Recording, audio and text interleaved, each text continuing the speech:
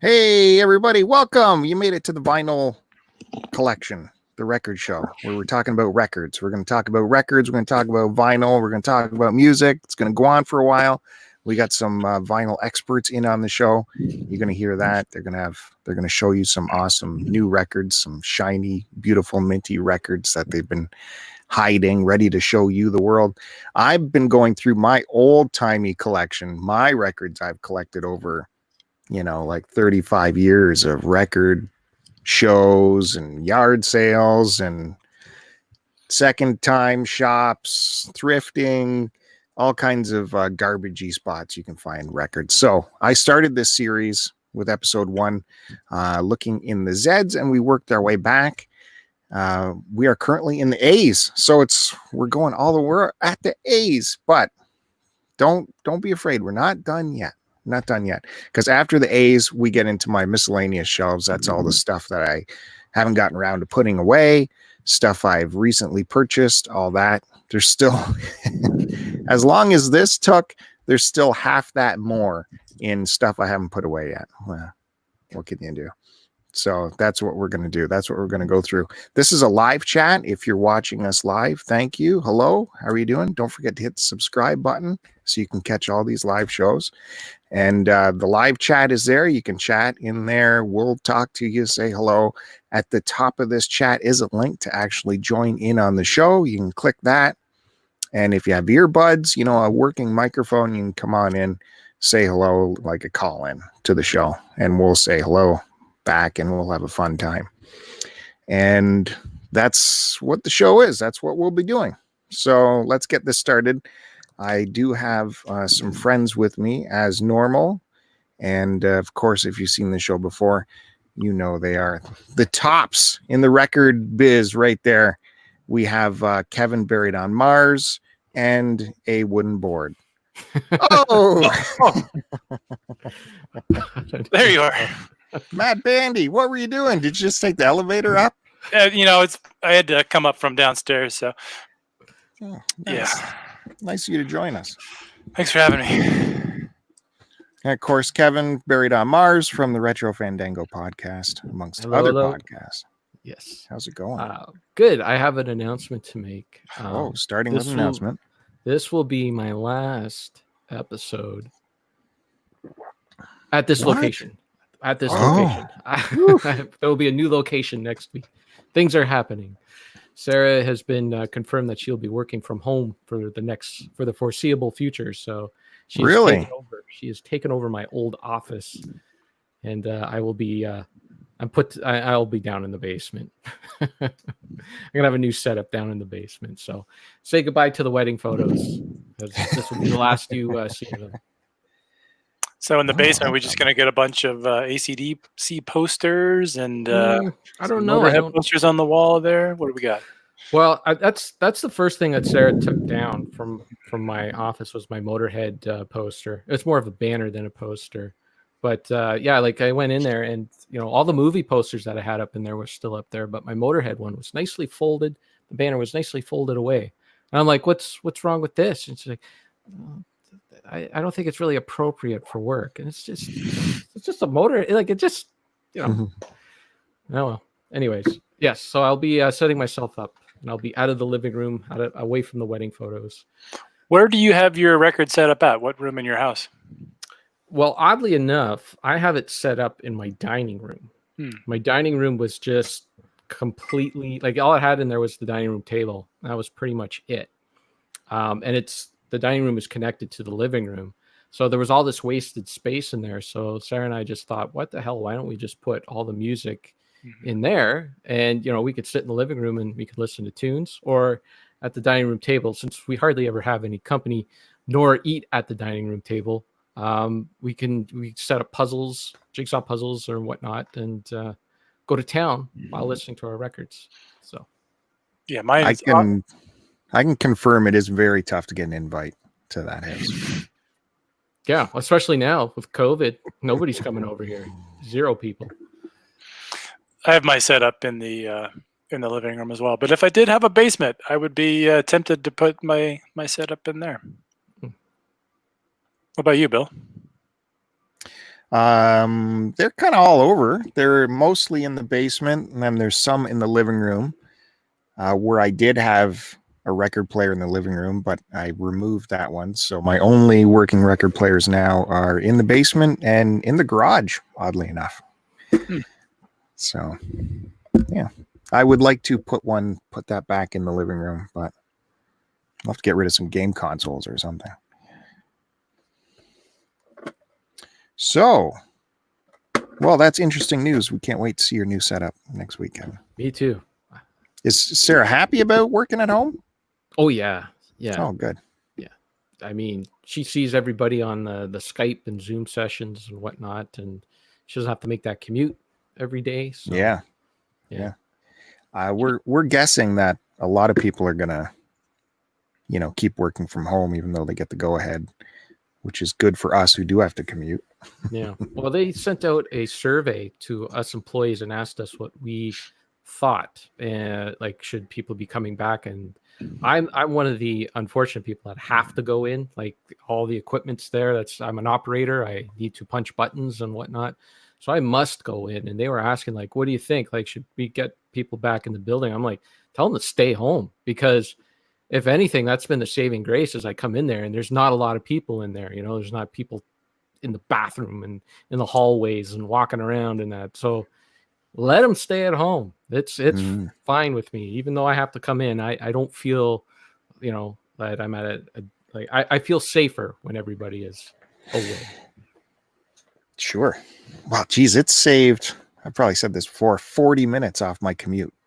It's crazy. Yeah, there's been like maybe the odd day here and there where it's like, oh man, I think it's going to start up again, because today it's been, but it would just be a car that stopped on the side of the road or whatever. Hasn't reached previous traffic levels yet, so I'm enjoying the light commutes myself. All right, should we get started? You guys ready? Yeah, got everything off your chest? Okay. I was trying to think what to start with today that's vinyl adjacent, like we normally start with, but I couldn't come up with anything. And then I saw this behind me in one of my many bins because it's an extra. But I thought it'd be kind of cool to show this. This is I'm going to start with the DVD. And I don't know if we've talked about this before on this show. Festival Express is one of my favorite concert film documentaries. Concert film? Well, it's many concerts. It's a documentary of this insane concert tour that traveled through Canada on train. It happened in 1970. It was just so that's 1 year after Woodstock, and not only did they have to cope with the logistics of creating this rolling festival throughout the nation, they had to deal with an audience that believed they no longer had to buy tickets to go to music festivals, that every festival should be free. So there's that story along with all the music on here. The Grateful Dead's here, Buddy Guy, the band, Janis Joplin. Who am I forgetting? Was Van Morrison in that? I don't remember. Maybe not. But it's so much cool footage of them palling around in the train, in the hospitality car, I guess, as it was. And in Canada, they found, well, none of them could bring their drugs up from the border, and they didn't have connections, I guess, here in Canada. So that's where they learned how to drink, was on this Canadian train ride. And at one point, they drank the train dry, and the train had to make an unscheduled stop just to fill up with liquor and beer. And it's all in here. And I guess the also interesting thing about this documentary was the footage was lost for like 30 years and was found in a guy's garage, wasn't it? Like they found the cans of film and they found what it was, restored it, put this movie out. So Festival Express, this copy is still sealed because I have another copy that I'm using. Maybe Kevin can tell me if there's a Blu-ray release of this and if it's a better version. Yeah, there is. I have it. And better is subjective. It's 1080p and the DVD is 480p. That's pretty much the only difference. So This is super grainy. I remember this being super grainy yeah, on the it DVD. What film was it shot on? Was it 35 millimeter or Oh, I 70 doubt it. millimeter? Like I would think 16. yeah, I mean, there's only so much you can do with film grain, unless they go in and completely restore it, which I don't think they did with that one. But it does look better, and you have uncompressed 5.1 mix on it. Mhm. Well, most of the stuff is stereo-ish, anyways. You know, it's like the original Yes. stuff wasn't 5.1, but it is that fake 5.1 mix on there. Yeah, up mix. This has got 5.1 DTS as well as the Dolby surround and stereo surround, but this has over 50 minutes of extra footage or something. So does the Blu-ray have extra bonuses? Yeah, I can go. I think it's downstairs because I have it with my documentaries. I have all my music concerts in one section, and then I put the documentaries in with all the films. So I wasn't sure which one to put that in, but I think that's more of a documentary, so I put it in with the documentaries. But I can go get it, but I can't tell you off the top of my head. I know I think I did get rid of the DVD because I must have checked at that point and everything must be the same. So well, there you go. I do recommend that for everyone. And this is a sealed copy. I don't know what to do with it. I was thinking maybe a giveaway. oh Leave a clean comment in this, but then there's only going to be like, your odds of winning are 1 in 2 or something. Yeah. Well, you got a comment. Can I comment on it? Yeah. Put a clean, non-offensive comment down below, and we'll pick from that. So that's what I'm going to lead off with. Matt Bandy, do you got something special for us? Yeah, sure. I don't have any. I'm going to get right into the records today. But, okay. I'll just show one quick one here to start with. This is an important record to me on my least favorite format of vinyl. It is a 10-inch record by a band from Boston called Blood for Blood. Blood for Blood are still a band, but this band was kind of my foray into more hardcore punk rock music. Blood for Blood is kind of bridged that gap for me between just traditional punk rock and hardcore music. Blood for Blood incorporated a lot more like traditional kind of punk rock into their music. But this record came out in like 96, I believe. And yeah, this was just a big kind of transition period for me. And I picked this up a few years ago at my local record store.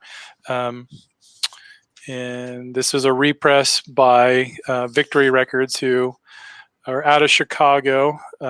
Victory was in the early 90s, mid 90s, like the big hardcore punk label, and have over the years kind of become more of a kind of a joke, actually, not really putting out. I don't even know if they're around or put out records anymore, but yeah, this stuff is very, I would say, kind of nihilistic. These guys came from a very kind of working class neighborhood, and a lot of that seeps into some of the lyrics, but music on this is great. And there is a Motorhead cover on here, which I don't believe is listed in the back, but they do a cover of Ace of Spades on this record. Nice. So this would probably be my favorite Blood for Blood record. After this, they kind of went downhill. A lot of their records sound very different in between each release, but for me, this is the pinnacle for them. But yeah, I broke my rule of not buying 10 inches when I saw this was on a 10-inch record. Why it's on 10-inch, I don't know, but yeah. Why do they do that? I don't know. I just hate that format. I have 3 10-inch records, and they don't go with my. I can't. Yeah, I just don't like them. Don't like how they display. Mm-hmm. When do we get to see you get your pegs out and climb the wall behind you? Maybe next week. Oh, damn it. Okay. Yeah. You're supposed to promo it as in the next hour. Okay. Stay tuned for the next hour. If I we do reach want 500 subs, Matt Bandy will climb all. There you go. Hey, by the way, you guys, I don't know if you realized when we first started doing this, the subscription count on this channel was half of what it is now. So Really?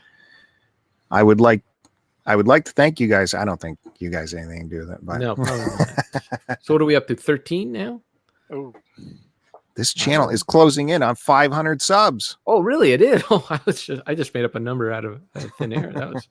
Well, maybe Matt Bandy would really climb that wall if we hit 500. Yep. I will. Totally, I promise you. All right. That'll be something. You heard it here. That's your viral moment. Before we go over to Kevin, I do want to give an update that I have a new package. Oh, that's unopened. Unopened. Unboxing. Now, if you want to see this, you're going to have to tune into the unboxing video also on this channel. You might be saying, those of us who know about the new releases this week, is that the new Bob Dylan record right here? Rough and Rowdy Ways? No, it isn't. Oh. Unfortunately, it's not.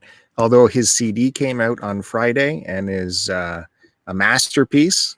Most people are blown away by it. And if you want to give it a try, all the tracks are available on his YouTube channel to listen to. I highly suggest you putting on some cans and listening to it. How long has it been out? It came out on Friday. And it's already a masterpiece. It is a masterpiece. Yes, Okay. It is a masterpiece. It is. I'm not just saying that too. Like his album before this one, I didn't even pick up because he was doing standard stuff for like 3 albums in a row, and I just kind of got bored of it. That's the first Bob album I haven't bought ever. But this one is back to not this one, because this isn't it. The LP version of that record isn't out until July for some reason. And if I could complain for a little bit, the LP got pushed back to July. In North America, we can only get the black vinyl of it, whereas in the UK and Germany, overseas, they have an olive green version, they have a gold version, and maybe yellow. Maybe yellow and gold are the same thing, but all overseas. That's the only way you can get those. And a different label put it out in Europe? Different distributor?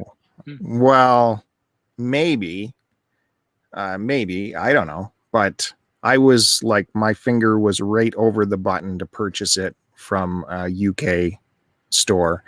And the conversion works out to almost $80 to get that album here.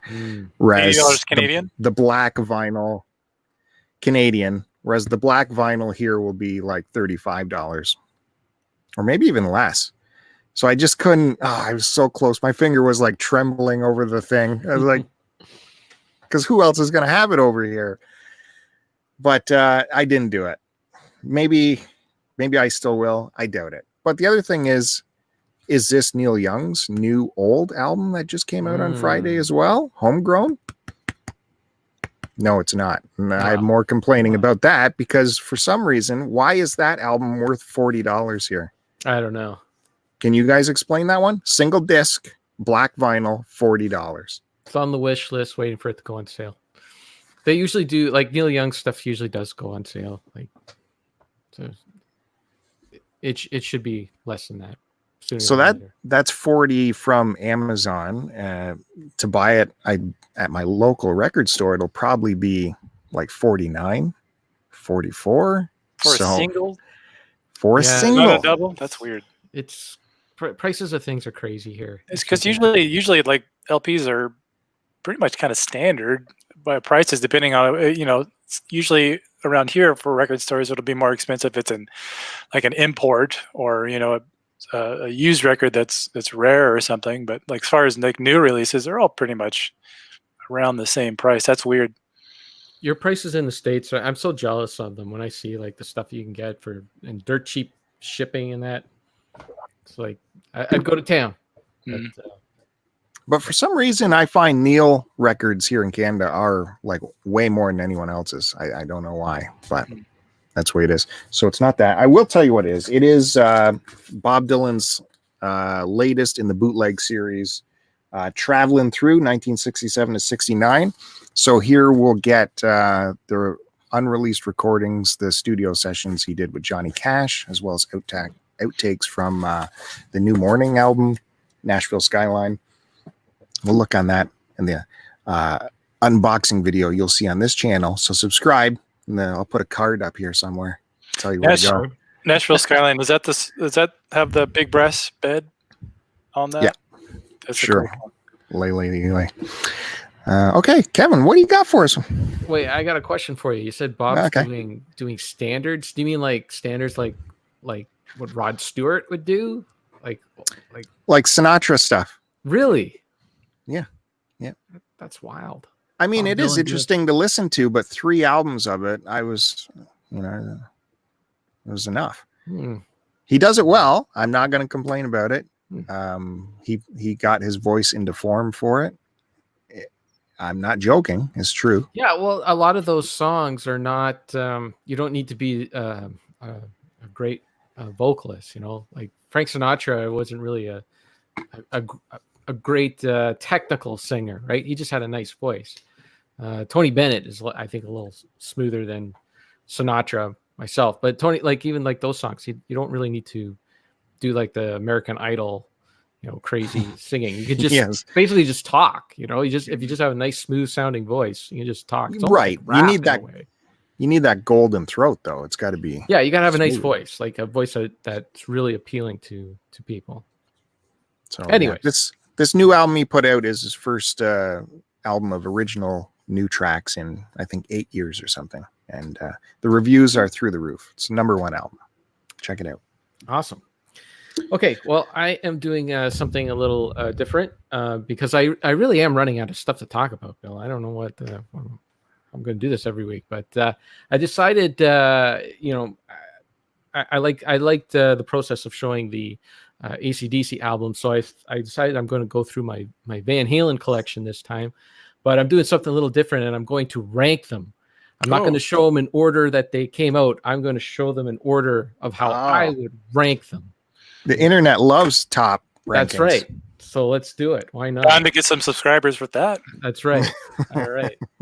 There's one guy, that's all he does. He just ranks albums and he's like doing interviews with, he's even got Marty Popoff, Martin Popoff, the writer. He's even got him on his channel ranking albums with him. I like his books. Have you read any of his stuff? He's a great writer, very detailed, and doesn't do the I find a lot of those books are very internet conspiracy crap, whereas Martin, he just sticks to people's stories, which I enjoy, even though their stories, I don't know, you got to take them with a grain of salt because it's someone's story, but it's coming from somebody that was in the band or around the band at the time, and it's their story, not like internet conspiracy bullshit. He does reviews for Banger TV, which is another YouTube channel out of Canada, out of Toronto. Yep, that's right. It's the guy who did that metal Banger's Journey. That's it. Yeah. Sam Dunn is his That's name. it. Yes. He also did the Russian ZZ Top. Top. That's right. Correct. Okay. Yeah. So I'm going to start off the Van Halen, and I'm ranking the lowest. Now I'm going from lowest to highest. There's no compilations in here, but I did throw the live album in here just for the heck of it. Why not? Now I don't have these all on vinyl. They're mostly on vinyl. So there are some CDs in here. So bear with me. So the album that I would rank the least, the worst Van Halen album, it's so bad I don't even have it. I got nothing to show. It's Van Halen 3. That one that they did with Gary Cherone from Extreme. Oh. Remember that album? Anyone? No. Yeah. What is it? What did the cover art? Was that like a red? No, it was a guy taking a cannonball in the chest from oh yes, that was called 3. That was called Van Halen 3. Okay, yeah, I remember that cover because I always thought that was a cool image. But yeah, I think the image was from PT Barnum or something like that. Let's see if I can find it here. See if I can find it and share it. Can you share it? I don't know. We'll see. Do you remember what tracks were on that? Like what were the singles on that? Or I don't if know. anything? I don't know. I just remember trying to listen to it, and it was so bad that. Let's see, I'm trying to experiment here. Let's see. Oh, this is someone's website. This is no good. Oh man, I should have had this ready to go ahead of time. Oh well. Let's see. Let's see what happens here. Let's see. Share Looks screen. like it came out in 98. Yeah. See, Van Halen 3, horrible music and songs. Let's see. Oh, you have to put it in, I guess. Oh, okay. Hold on. There is a belly fat ad off the side, but that's it. That's the cover right there. Oh yeah. That's I how remember that seeing works. that. So there's your songs: New World, Without You, One I Want, From Afar, Dirty Water Dog, Once, Fire in the Hole, Josephina, Year to the Day, Primary, Ballot or the Bullet, How Many I Say, Why It Sucks. Jeez. I just it just never appealed to me. I never liked it. I couldn't tell you what any of these songs are or anything. I just remember the guitar playing being okay. But again, it's a long album too, right? This was in the era where CDs were still like they became the number one format and people were still kind of experimenting with them. And I find that a good rock and roll album is like, 40, 45 minutes and get out. 65 minutes is way too long for rock and roll. Yeah. And so that was part of it. It was way too long. Too many songs too. 12 songs, 10 songs. It seems to be the perfect amount. Unless you're the Ramones and you're zipping through them really fast. 10 songs, 12 songs is always too long. And Gary Sharon, I thought his voice did not fit the band. He didn't have any sort of pop or pizzazz or anything. Good technical singer, but not anything great. But what about the new belly fat melting recipe? I don't know. I will bookmark it amazes that. Doctors. I will bookmark that and I will save it for later, and I'll get back to you after I research that. Okay, so that's that. So the next album is I'm going to go with Van Halen Live, the live album. Yeah, this was a disappointment. I asked for this for Christmas, I think in 1990. Well, it says it came out in 93.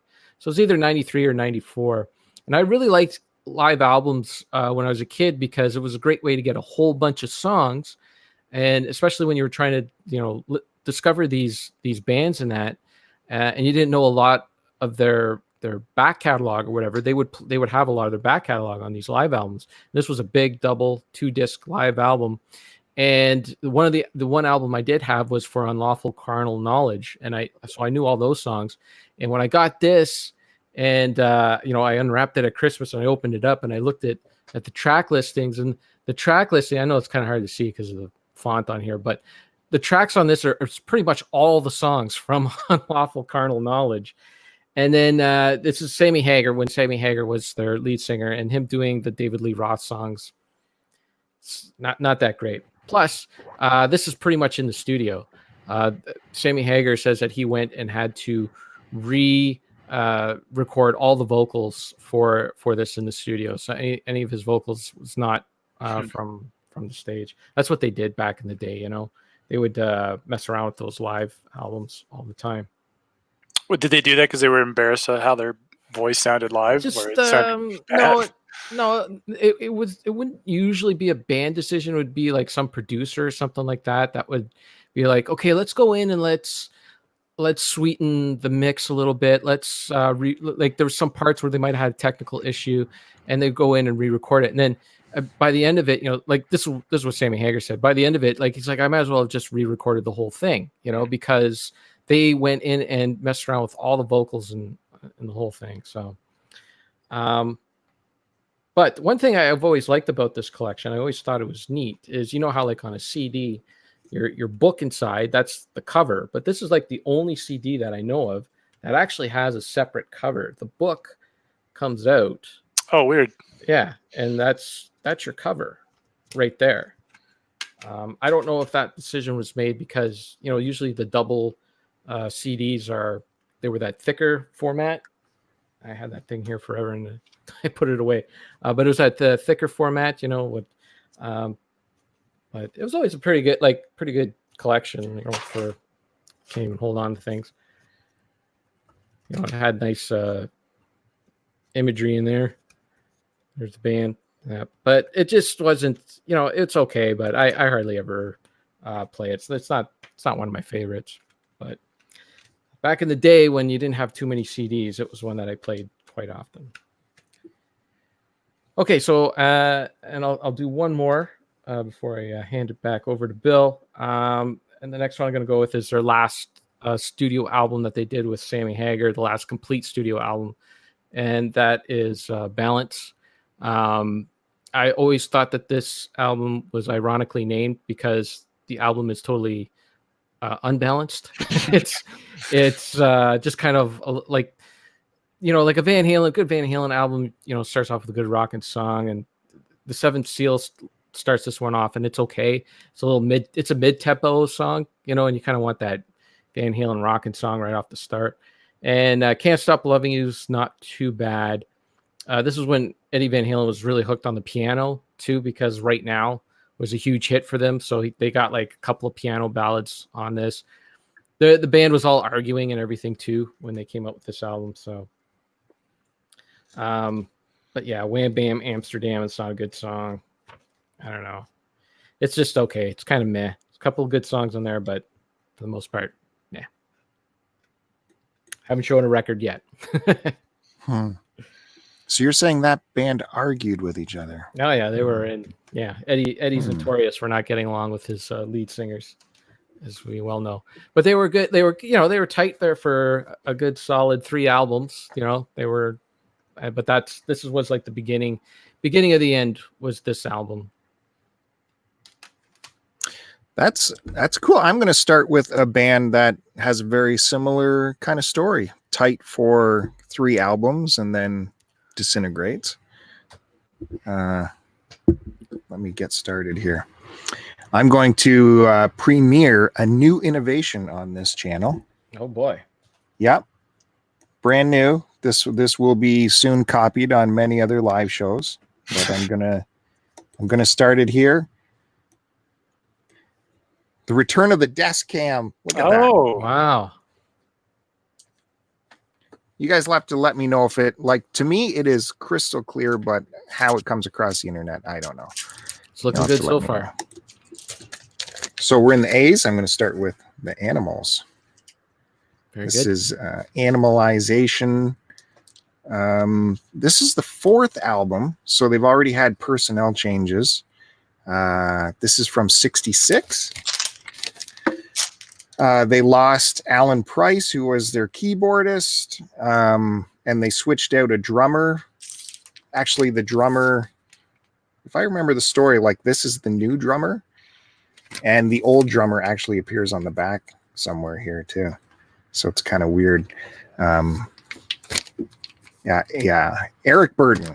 He must not have been a fun guy to work with because there's a lot of changes, except he's the one that always sticks around. The Animals formed up. It was Alan Price's band. I think it was called Alan Price Rhythm and Blues Band or something. Got changed to the Animals. They put out a couple albums, the 3rd album being like a greatest hits album within a couple of years. And now you remember last week's episode, all albums had sleeves. still didn't come in the mail? Still not in the mail. That's Jeez. really frustrating. MGM. Wow. Yeah, so this is like Capitol Records, where in North America we got a completely different album from the UK version. In fact, the UK version's not called Animalization. It's called Animalize-ism, I think, and had a similar song lineup, but not the exact one as this. But this record is woof. It's seen some use out on the battlefields there. Mm-hmm. But it's an oldie. This is an oldie. I believe this one too is one of the first albums to have actual true pure stereo mix appearing on vinyl. Of course, I could be way wrong on that. So after this album, band blows up, and we're left with Eric Burton and that new drummer he signed, and they came up with this album, Winds of Change. Eric Burton and the Animals. This thing has seen some. It's really innovative design, because they got the picture of this old beat up book here, and then like the album is all beat up and stuff. Isn't that cool? Oh, wait. I don't think that was intentional. Yeah. Wait a second. There's some road rash on there. Yeah, it's pretty rough. So this is the year after that last album, and they tell the story here how the band has changed to Eric Burden and the Animals. And we got some gatefold action in here. Lots of names happening all over. You got signed up there, and I could have swore he signed it on the front too. Oh, he's got it on the back. Don't screw with Daniel Kemp's shit. He will find you. Eric Burton was the songwriter, right? Like, he was pretty much the Lemmy of that band. Yeah, I would say. Yeah, I think so. Although they did like standards, and well, not standards, but traditional stuff. Oh, this is important too. I forgot to mention this. This album, the first one, produced by Tom Wilson, and this one as well, I believe, was produced by Tom Wilson as well. Yeah, Tom Wilson, producer. And who's Tom Wilson? This was an important guy in music. He took Bob Dylan from folk to rock. He produced his first 2 Electric albums, and he signed Jefferson Airplane. He signed Frank Zappa. Who else? I'm gapping on the rest, but he not only a producer, but also signed these huge names. So, the guy had vision to listen to Frank Zappa and to sign him up, put out the Freak Out album is pretty cool. So that record is, still serviceable though. Was there a sleeve in there? Hello. No sleeve in there. Okay, so that's the Animals, and I'll leave off on that, and we'll switch to a new band after that. Big hello to Sean from the Game Buzz podcast popping in. Hello. Hey, Sean. He says Biff Tannen was played by an actor named Tom Wilson, who's also a songwriter too. Oh, that's right. Wow. Yeah. Jeez. He's got a great song about his experience with playing Biff and as an actor, which I heard on Conan years ago. It's really, really funny. Really? Yeah. It's on YouTube now. Check it out. All right. So we will continue with Big Bandy. Great. So I maybe one of these records have been shown by you, Bill. I'm not sure what record it was, but I'm going back a few years here. These are inherited, I believe, one maybe from an old girlfriend and one from maybe one of my parents' collections. But I'm going to show you all my Bob Seger records. So nice. I'm not sure which one has been shown.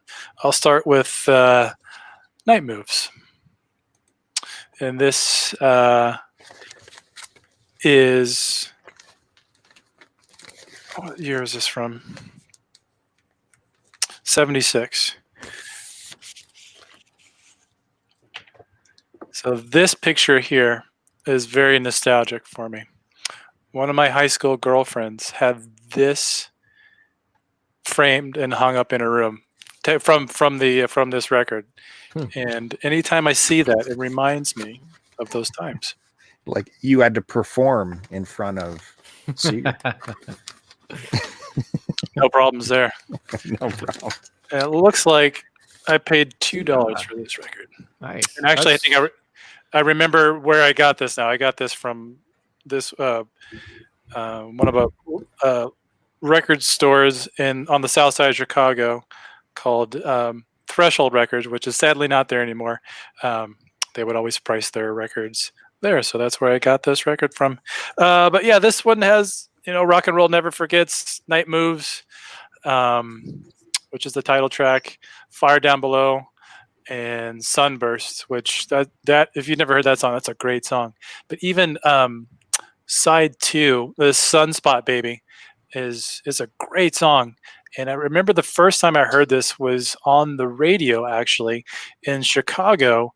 I forget the name of the station, but in the summertime, they would do a thing called B-sides, where they were actually spinning records on air, and they would take B-sides of records and just play it from start to finish. So and this was one of the records that I remember them playing, and that was the first time I'd ever heard the song Sunspot, and I thought, God, it's so good. And so after I heard that, I remember seeking this record out and picking that up. But yeah, this is a great record. Are you guys familiar with this one? We lost Kevin for a second. Yeah, Technical difficulties. I missed the whole thing. The whole thing? Well, I saw the price on the label of the record, which I thought was very weird. I've never seen that before. Yeah, that's like the store is like, if you want to know the price of this, you're gonna have to commit. You're gonna have to get in there, find the price if you want to see it. Yeah, I went teary-eyed and got nostalgic about one of my old record stores in Chicago, and that's where they would put a lot of their prices on that. So that's where I knew I got it from Threshold Records in Tinley Park, Illinois. Rest in peace, is no longer there. But I went on to talk about how the song Sunspot is a great deep cut by Bob Seger. And Come to Papa, that's a great song too.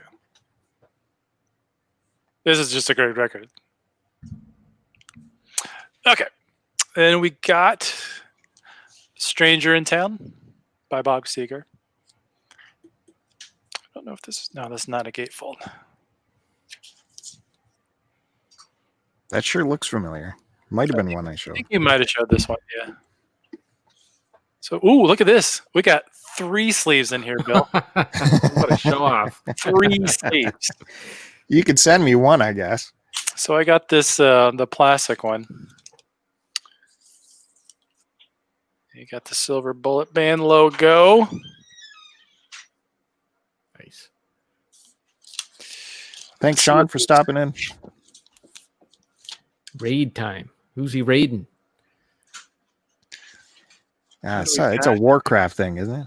Oh, right. Okay, I apologize, Bill. This is not 3. It's only 2 sleeves. So here's the original sleeve with the lyric sheet. And then it looks like there's just some pictures from the shot of the band here.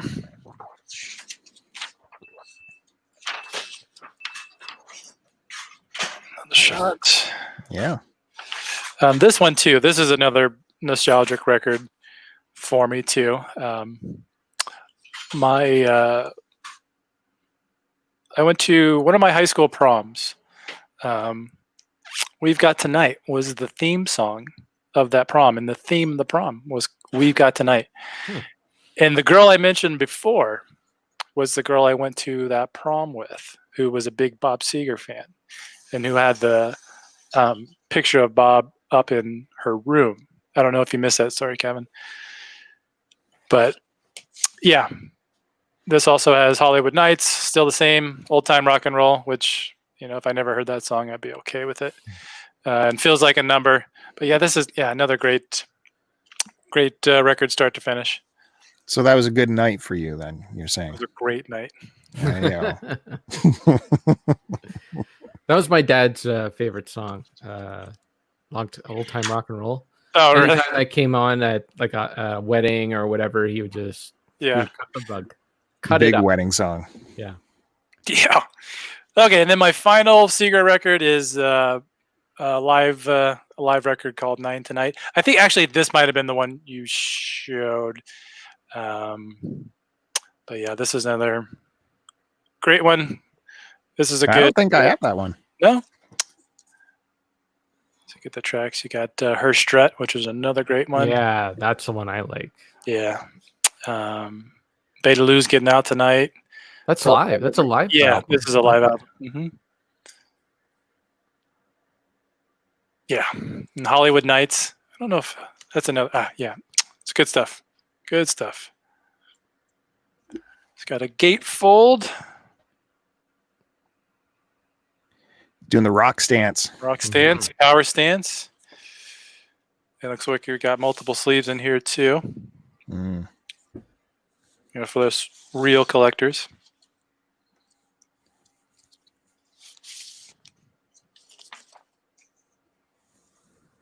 It was recorded in Detroit, as my father would call it. Detroit. So this was the original sleeve here. Got the marquee and then shot of the crowd. And here was the other sleeve here. Another just shot of the band. So yeah, I'm not huge on live records, live recordings. It's kind of fun to hear. Some of my favorite stuff is like just the banter or the in-between songs, you know, them talking to, you know, the audience or their interactions with each other. I've always enjoyed that. But as far as like the recording quality on this one, it's great. You know, it doesn't necessarily sound like a live album. The mix is really good. And so if, it would be a good starting point for people that have never really listened to Bob Seger or want to check out a bunch of his stuff, because all the tracks are winners. So that is my Bob Seger collection. Yeah, that's what's cool about official live albums. You get to hear that banter on the mics so well. But if I find like a lot of bootleg live stuff, whenever there's mic talk, it's so low you can't make it out. Yeah, frustrating. And it's nice to hear sometimes little subtle changes, and you know, you're so used to hearing a song a certain way.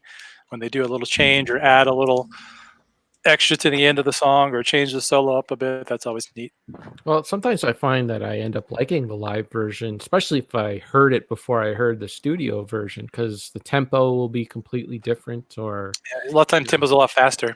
Yeah, and then you listen to the album, you finally get that studio album. You listen to it, it's like, wow, this is really slow. They really, sped it up. And it's funny that I'm gonna go on a little tangent here, just for a second, but when Weird Al covered Money for Nothing for UHF, they asked Mark Knopfler for permission, and Mark Knopfler loved the idea so much. He's like, yeah, you can do it, but I'm gonna have to record. I want to record the guitar for it. It's got to be my guitar. So they said, well, sure, you can play guitar on my album. So they were doing the song in the studio, and Weird Al's guitarist is a very good, mimic. He can mimic, and he had it like his guitarist had it down from the album, right? They get this recording from Mark Knopfler, and it is like 3 times faster than than the studio version, because Mark Knopfler's been playing it live for so long. He just like zips through it really quick.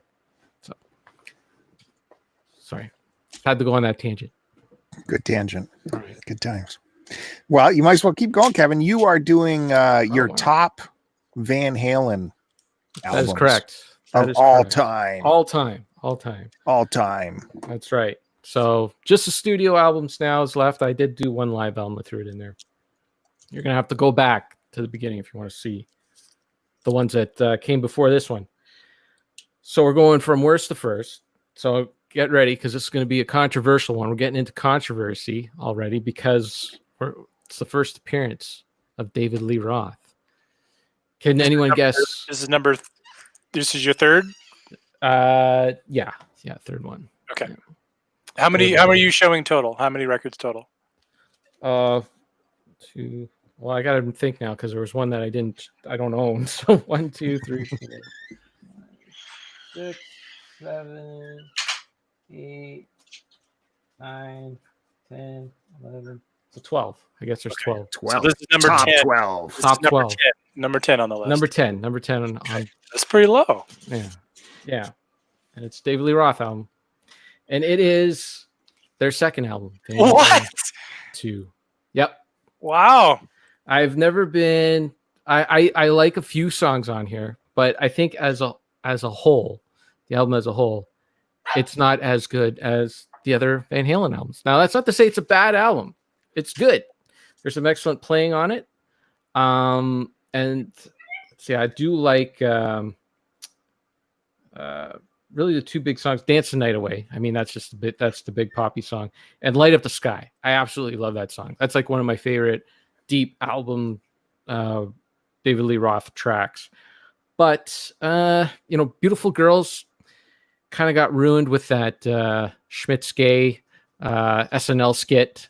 Sorry, it ruined it for me. Oh, that's funny. DOA, dinner, live, it's just, I don't know. It's not, just as the album comes together, it's just not, I don't know. It feels like as if there's something missing on it, and Out of Love, Somebody Get Me a Doctor, You're No Good. That's the song that the album starts off with, is You're No Good. And I've never been a big fan of that song, but there they are jumping around there. And I have liked it enough to buy it twice. Actually, I think this is my old copy because my other copy has the original sleeve on it. But I have bought it twice, because I bought this one and it was kind of like grungy, as you can see on there. So I did upgrade it, but it's in with it was a more recent pickup. So it's in with my recent pickups. That's why I don't have it with these ones. So that'd be 2. Okay. David Lee Roth made an appearance. Now we're getting back to Sammy Hagar. And I guess number 9 on the list is for Unlawful Carnal Knowledge. This is a really good album from start to finish. But it's just all the songs are kind of a little bit the same. They're kind of samey. And it's kind of muddy. It's a little bit of a muddy sounding album. It doesn't sound as crisp as it should. But with that said, this is great for putting on when you're driving, because a lot of the songs have that driving beat. It just, and right now, I mean, I don't really need to hear it right now anymore. But well, that always reminds me of the Crystal Pepsi. Yeah, that kind of. That's a problem with putting a song with a commercial, or you just, I don't know. There's a lot of artwork in these things, though, man. They used to actually do some stuff with CDs back in the day. Did they have Top of the World? Was that a song on that? Yeah, that's the last song. Did that get play? Yeah, and it still kind of does. It still does, and that's one of the better songs on here. I mean, I really do like all the songs on here. This is. Just in terms of Van Halen, right? It's still better than, your Justin Bieber or whatever. But just in terms of Van Halen, Pound Cake's great. I do like how it starts off with that drill, that drill sound. And he does. But Pound Cake's good. Judgment Day's good. Spanked, I've never been a big fan of. Runaround's good. Pleasure Dome's all right. In and Out's good. Man on a Mission's very underrated song. Dream Another Dream. Actually, no, that's the underrated song. That one's so good. But right now, I'm kind of sick of 316. Just a little ditty. But it's okay. It's not a bad album. It's okay. Okay. Number 8. We're getting to another Sammy Hagar album, OU 812. I've never owned this on CD. I've only had this on vinyl. It's got the remainder thing on there. And I think it says $5.99 on here. I think that's what I paid for it. It's $5.99. Bought this way back in the day. And it's another good one. I guess that's Sammy. I don't know who's doing that. I guess that's their symbol they were trying to start off with. Oh, I know what that symbol means. What does it mean? I don't know. It's a pretty big one, Sammy had this camp that was set up under the stage. Did you hear about those stories? No. He would disappear under the stage where there was an entire harem set up for him. I thought that was Motley Crue that did that. Look at that. It's even on your hole there. Oh, yeah. See where the hole there? is. Yeah, I see the hole there. I I don't know. I guess I'm naive. I don't know what that means. I don't know. Subtle. Yeah. Anyways, this you can't really see on the camera. This record is a little bit beat up too, but it plays fine. I don't know. I've played it a few times, and this one, the big song on this one is "Finish What You Started." But this one just sounds like it's just the production's a little more polished, if you will, on this one. Then it doesn't sound as muddy. So there you go. That's 3. Done. Nice. I'm gonna get that symbol tattooed on me somewhere. Yeah, you should. Yeah. Find a hole on yourself and tattoo that around that hole. Belly button hole? Any hole that you want to put something in, I think, is where you want that tattoo to be. All right. Is it my turn? It is. How did that single camera work out last time? Is it good? Yeah, look good. Was it clear? Mhm. Yeah. All right. Let's switch it on up. It's kind of clunky. They got to work on this a little bit better, but there we go. So we're still in the A's, and any guesses? Anyone guess what's next for the A's?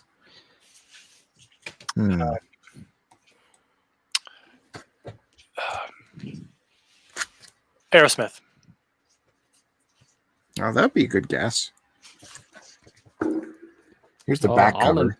Almond Oh. Brothers Band. Nice. Nice pull, Kevin. What is that? Check the oil, check under the hood, and check the something. Yeah, wipe the windows. Check the oil, dollar gas. Live. And this is signed by a previous owner here. I don't know if you can see that. Greg Allman. Is that what it says there?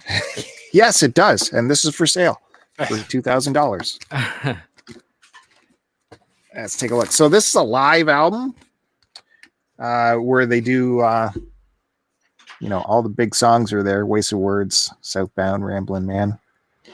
Elizabeth Reed gets an entire side, as it should. I'm not familiar with this record. I've only ever, Live at the Fillmore is the only live recording of theirs I've heard. I've never seen that before. This was from 76 on Capricorn Records. Nice gatefold here. You got Greg. Dickie Betts is there. Butch Trucks on drums. It's nice, nice gatefold here. Give you the history of the band. Elizabeth Reed, written by Richard Betts. Got serious for this one. Proper names. Damn it. Look at that. Yeah, you better have that in there. Just going Is to there get a the second? sleeve. Well, it's looking good. Yeah, that is nice. I like the Capricorn Records logo. Mm-hmm. A little dusty, but pretty good. It's first record. Second record. Again, look at that. See? 2 for 2. I know there's doubters out there. Yeah. Looks good. There's that Elizabeth Reed, all one big band. One big bandy right there. Oh.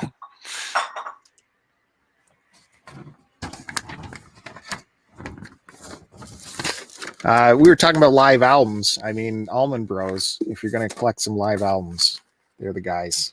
I think they're the kings of live albums.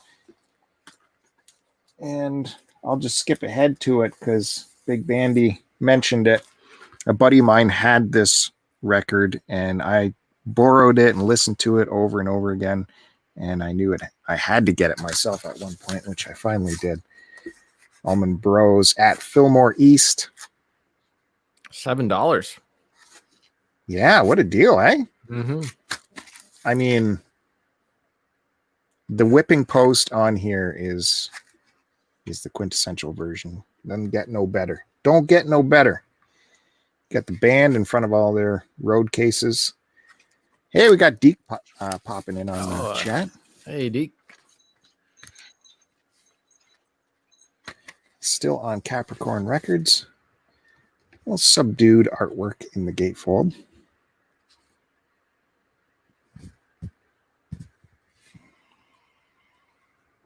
I don't know what this is. Is that a stain or That's character. That's what that is. is that? I think. Is it printed that way? That can't be. Is it glue? I don't know what it is. There's no feel to it. It looks. I see it on the camera way more than I can see it with my naked eye. But it goes all the way through to here. It just ends. It's got to be a manufacturing thing. Weird. Never noticed that before. It really shows up in the camera. Like I said, not so much in the eye. And we got some sleeves in here. Just paper.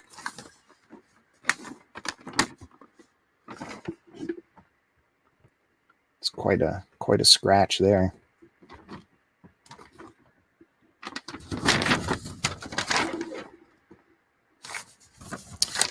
And let's take a look at the other one.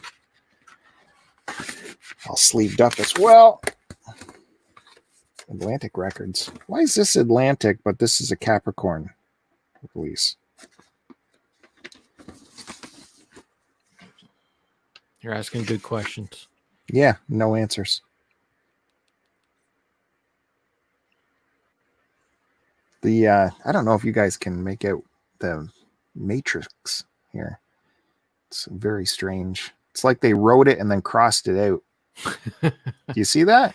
Yeah. I've had some records like that over the years where it's like scratch a strip. Like, oh no, not that one. No one will notice.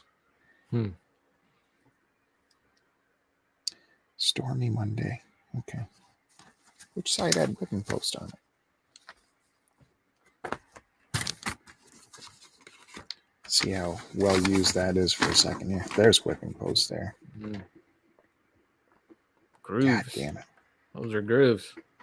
God damn it. Some more big bandies. So, continuing. If you want an Allman Bros studio album, what's the best Allman Bros studio album? Peach.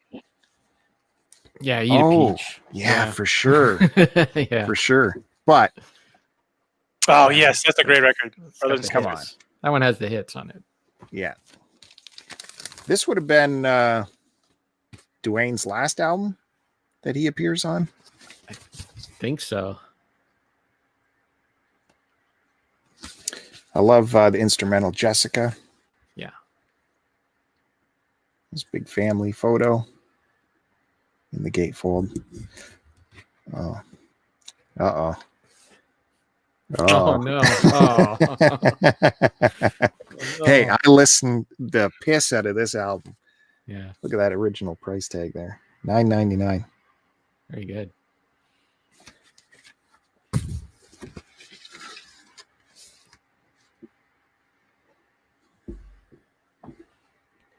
Yeah. Record's good. Good shape. And this is the one. That's the big one to have. Just put that there. And let's put this poly over top of it. Here's a later release. This is like you guys with new records here. Oh, wow. Yeah. Paying up now. Now you got to pay up. You see? You know it's a new record because it's a hefty price tag on there. Live at the Beacon Theater, 1992. Apparently this is what started their residency at the Beacon every year was this concert. Of course, it's got what you need. Elizabeth Reed gets a whole track again, a whole side. Check out disc 2, man. Elizabeth Reed, Jessica, and Whippin' Post. 3 Wow. Wow. Okay, so this is 92. So it's before Derek Trucks joins the band and Dickie is still in the band. So it's, but Warren Haynes is in there, so you can see. And Derek Truck, was he just a teenager when he was in that band? He joined super young, yeah. but he was a phenom. Mm-hmm. So we got 2 sleeves in there because it's brand new. Selections from live at the Beacon Theater in '92. Is this a record store day thing? I don't know. I don't remember. I don't know. They're super heavy. 180 gram. I assume. Really nice discs. Oof. After touching what I've been touching through 12 parts of this series, this is like museum stuff. I had a preservation copy of this album on CD. Oh, so there's a DVD available in this. That was the thing in the 90s. If you put out a live album, there had to be a video to complement it. It was just a rule.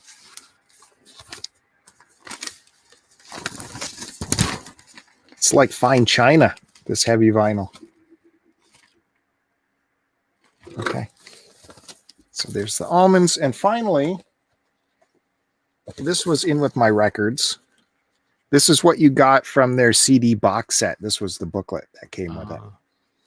It was a 4-disc CD set and came in like LP size book. So this is in with my records. So I might as well take a look through here.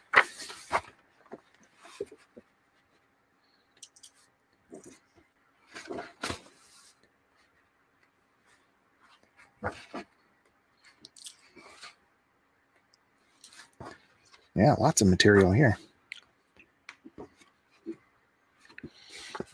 Look at that wall of sound.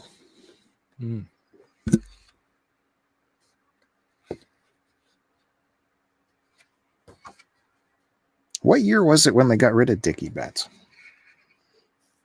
I think it was sometime in the 2000s, wasn't it? I remember pretty shocked when I heard that. Did they get rid of him or did he leave? No, they fired him. They said he was not up to standard. And then these are all the tracks that are on those 4 discs. So that's a cool box set to have. All right. That's the almonds. And still more A's to come. Still more A's to come. But I can throw it on over to Big Bandy, see if he's got some big bands for us. We'll see. Okay. Let's show this record here.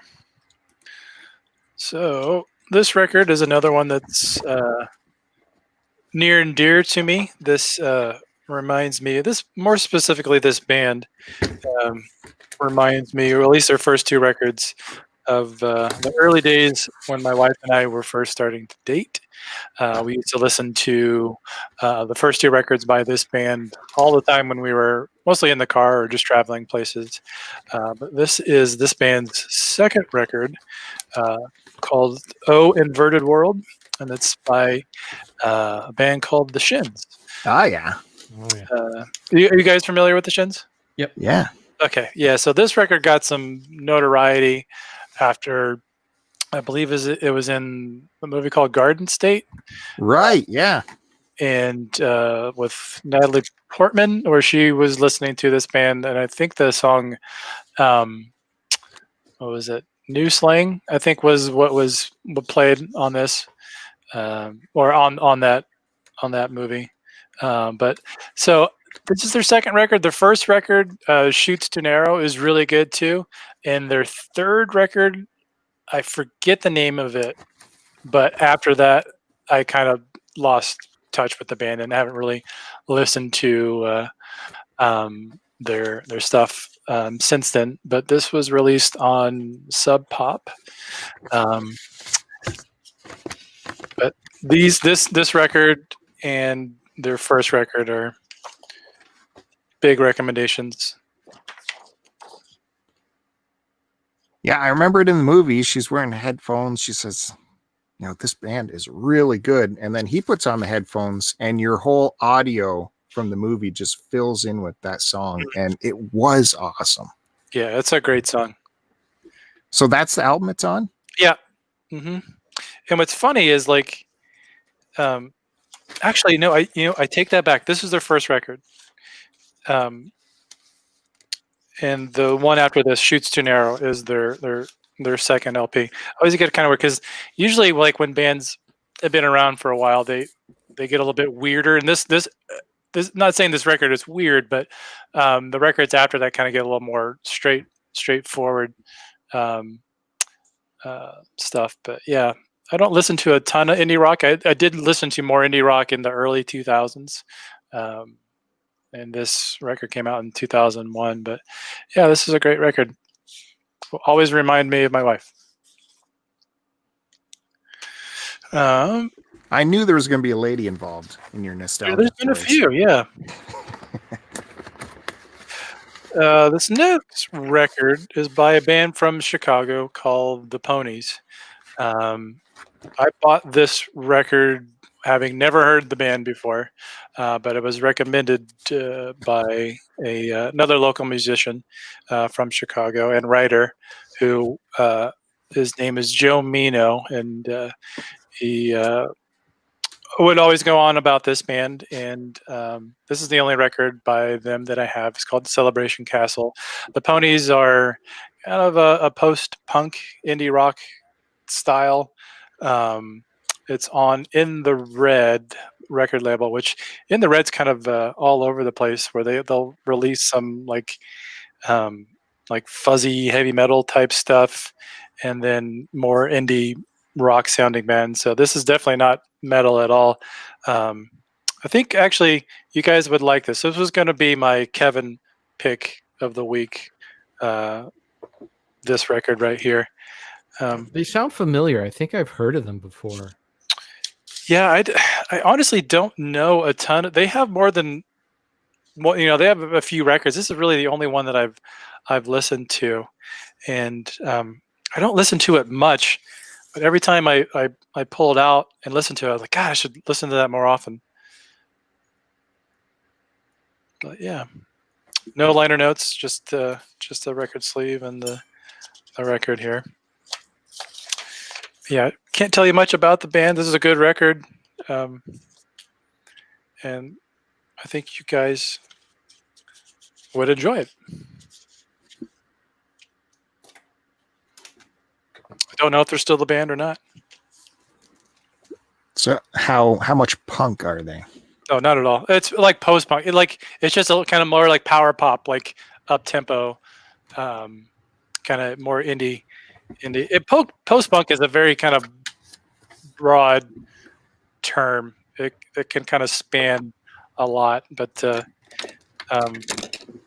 post-punk is kind of more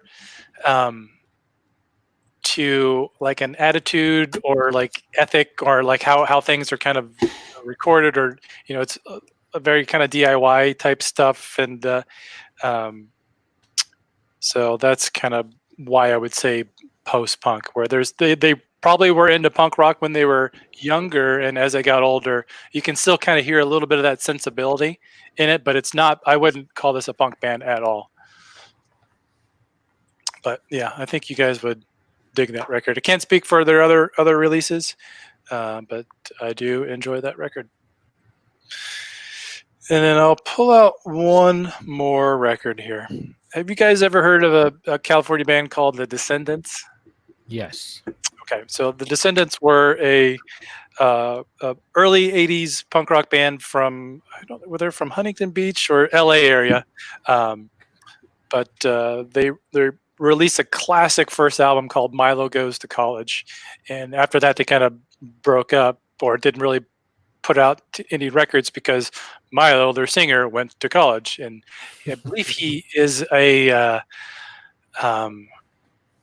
he's a scientist. Like that's what he went to school to become a scientist, and he's like, I don't know if some type of what field he went into, but that's where he went to study. But after he finished school, they came back and put out, I don't know if this was the record that came out after that, but it's a record called Enjoy. And on back, the Descendants are known for their very like they have a very funny kind of sense of humor. they never took themselves serious at all, and but they were a huge influential band, and one of my favorites in my teenage and early 20 years. On the back, you don't have the track listing. These are all well, some of the songs are on those, but there's also some of them for like names of pieces of crap. Pipe. And there's one track on here, and it's called Enjoy, and it has, according to the record, their actual farts are on the record. And you got some shots of the band there. So, which was funny about this band, like they were very kind of, you could tell they were a very California punk band, and like they weren't, a lot of punk bands around this time, they were, all about kind of the image of, looking like punk rock. These dudes just looked like nerds, and like Milo, that was kind of this is Milo right there. They're singers. I think he has like some military issue glasses on there, and that's kind of what he was known for. But it's got some great Sour Grapes is one of their most well-known. Enjoy is another good track. 80s Girl and Kids on Coffee. But according to Discogs, this is the most expensive record that I own. And for what reason, I don't know. This is right around the 3-figure mark. And it's on a see-through clear pink. Nice. And on SST Records, which if you're familiar with SST Records, it was started by Chuck Dowowski from Black Flag, the guitar player. But yeah, this is not my favorite Descendants record, but it is it's a good one.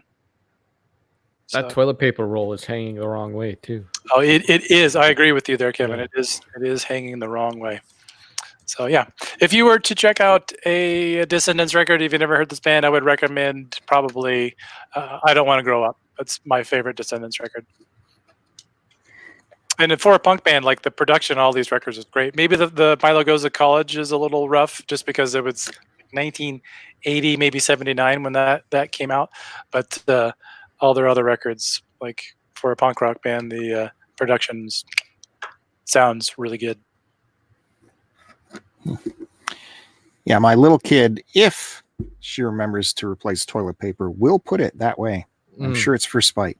Like who wants their hand scraping against the wall when you're grabbing for toilet paper? She's left-handed, so maybe it's a left-handed thing. No, I'm left-handed, and I put the toilet paper the right way. I've heard the argument that for putting it this way, especially if you have young kids and they go into the bathroom and they swing at this, it's not going to all roll out. So that's the only benefit, I would say, to having the toilet paper like this. Yeah, and apparently they do that on ships as well, because like the rocking can roll the toilet paper, so you put it that way so on a ship it doesn't go all over the floor. Oh, funny. Good.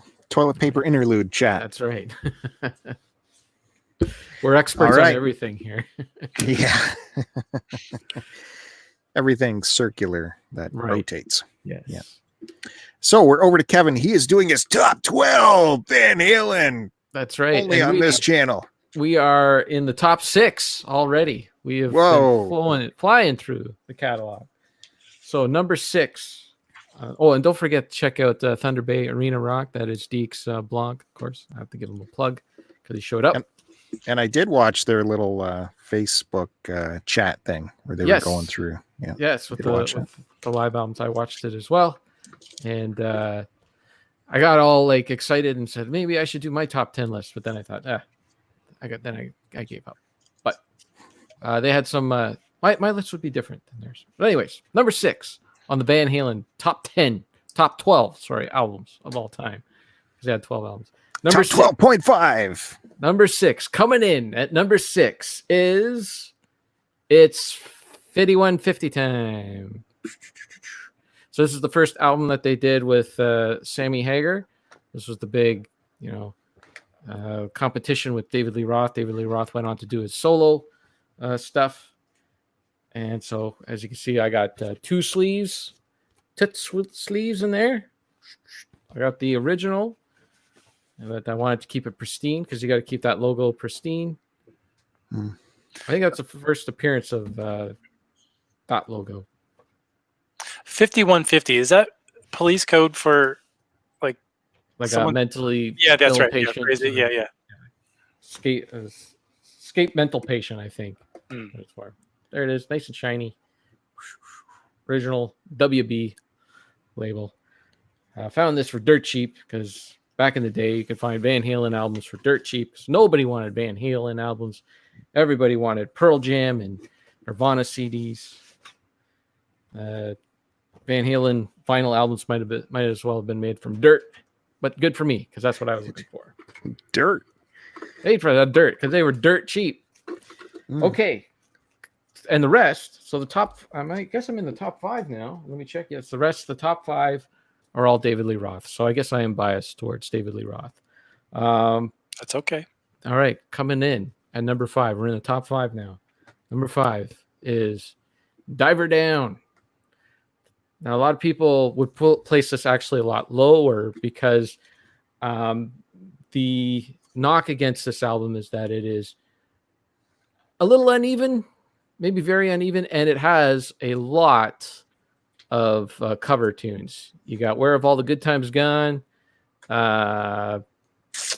Pretty Woman, Dancing in the Street, and then Happy Trails. Those are all like cover songs. It's very weird. Like almost half the album is all cover songs. Was that their second studio? No, this was the one let's see. 1, 2, 3. This is their 5th. Their 5th really? Okay. studio album. Yeah, this is one that came out right before 1984. Okay. Yeah, that record I'm not too familiar with. Well, I gotta tell you, for me, there they are. That's the infamous poster right there. The album, the original tracks on here, for the most part, are great. They're great hidden stuff. This is what he was getting a little more into the synth stuff as well. But like Hang 'Em High, little guitars, and then Oh Pretty Woman. That's actually a good cover. Yeah, that got a ton of play, didn't it? Yeah. And the Full Bug. Those are just great tunes on here. So there's probably a really good EP in here somewhere. But I don't know. I think the good outweigh the bad. So that's why it's at number 5 for me. Okay, surprisingly, at number 4, this is their biggest album, I think, of all time. The most successful album, I think. But it's only at number 4 because there are 3 Van Halen albums that are, in my book, better. But coming in at number 4. It's a great cover, though. If I was doing covers, this might be number 1. It's 1984. So this one has the big hits. I never understood why, but they always put that image upside down on there. But this one has the big hits. It has Hot for Teacher, Panama, and, of course, Jump. Those are the big ones. This is my original copy. I do have a reissue of this as well because it came out remastered, and it was $16. So I thought, you know what? I'll pick that up remastered. And then the mighty Mike Ladano, when I told him I got this, said, "Why are you buying vinyl remastered? You don't have to remaster vinyl. It's vinyl." Then I'm like, "Yeah, you know what? You're right. That doesn't make any sense." But I fell for it anyways. But look, we're getting digital here. Look at all that digitalness. Whoa. Happening from the 80s. And then this always reminded me of Alex Haley. Or not Alex Haley. What the hell is the name of that book? Aldous Huxley? Yeah, what's the name of that book? They're making a TV show out of it. Damn, I can't remember. Anyways, it reminds me of that. It reminds me of a book I can't remember. Anyways, yeah, Deke says this is a great summertime listen. I agree. Actually, all the David Lee Roth Van Halen albums, when it gets to be springtime and you can roll down the windows in your car, that's when it's time to crank out the Van Halen, in my book. That album always reminds me of going to Pizza Hut as a kid. When you would first walk into my local Pizza Hut, when you used to go into Pizza Hut and sit down and order, and they bring the pizza to you at the table. When you walked in, there was a jukebox, and that covered. That always was open to that, and that record got a ton of play. Oh, I when we were in imagine. there, Yeah, yeah. absolutely. What year was that record? 1983. It's called 1984, but it came out in 1983.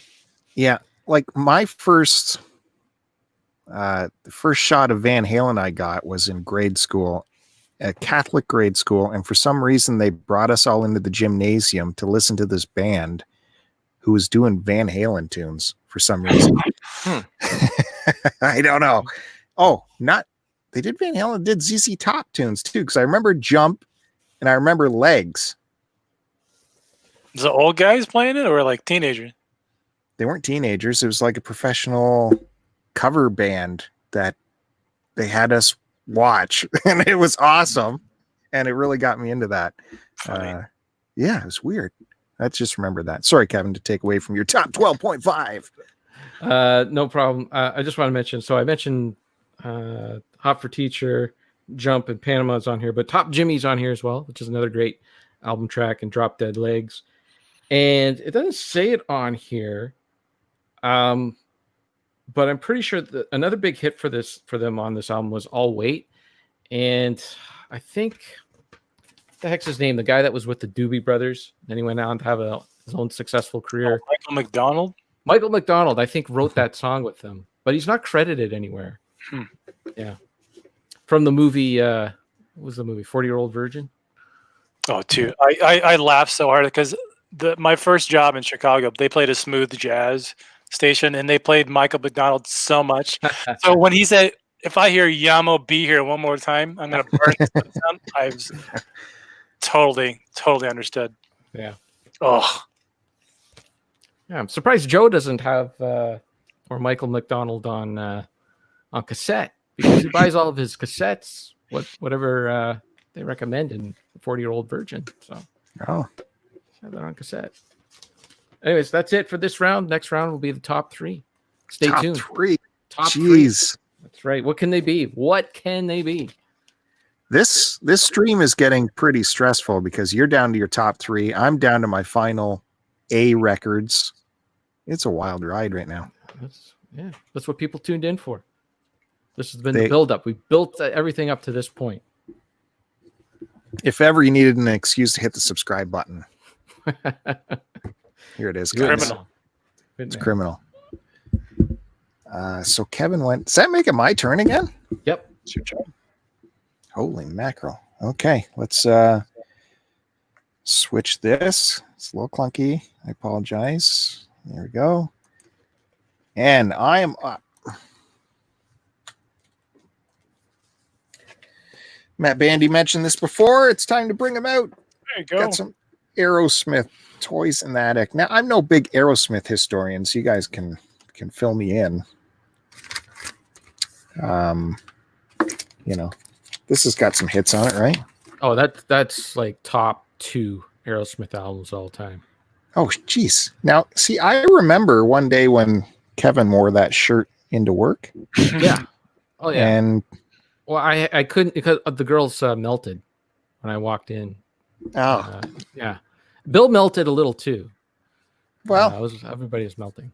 I was uncomfortable, but so they said, the ladies need to concentrate on their work, so you need to put a sweater on. We got a nice sleeve. Records in not played much condition.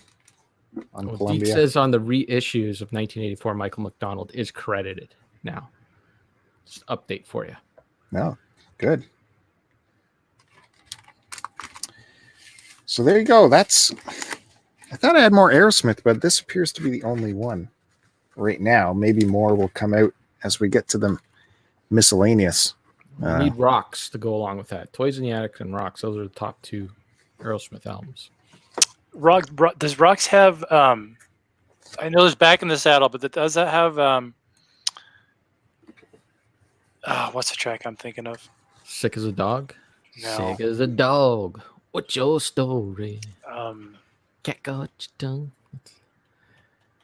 Can You Hear Me Now? No, that's a Rolling Stones thing. Yeah. There's another Aerosmith song that I'm blanking on, but it's another kind of a deep cut that. Back in the Saddle, Last Child, Rats in the Cellar, combination. Last Child. Okay, there you go. That's a good song. Yeah, I agree. Okay. Guys know who these guys are? America. That they are. Is that a greatest hits? I don't. No, it's called Hearts. This has their big song "Sister Golden Hair" on it, right? That's got to be their biggest hit. What do you think? No, Horse with No Name is their biggest hit. I guess, but everyone thinks that's a Neil Young song. So yeah. Oh, Napster. That was all over Napster. Neil Young, Horse with No Name. Right. That's right. Yeah. I remember that. So this is from 1975. Let me tell you, big things happened in 75. That was big year. Big things came out. Well, we got a nice picture sleeve here. Oh, they look like a happy bunch. Yeah, everyone's touching stuff. I get the willies when I see people touching stuff nowadays. Yeah, not experiencing social distancing.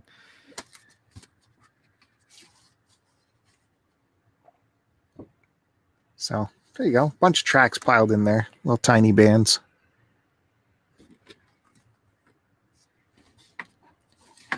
And I think that's the only America. That's a good band. Right along. Got a movie. What's it grown for? American Graffiti? Yeah, I guess it's got a good soundtrack, I guess. Really? You don't like the movie American Graffiti? No, it's boring. It's boring. Yes. It's boring. Yeah. Wow. It's a boring movie. Hey, yours is upside down. Well, that's because you do it like it's all one.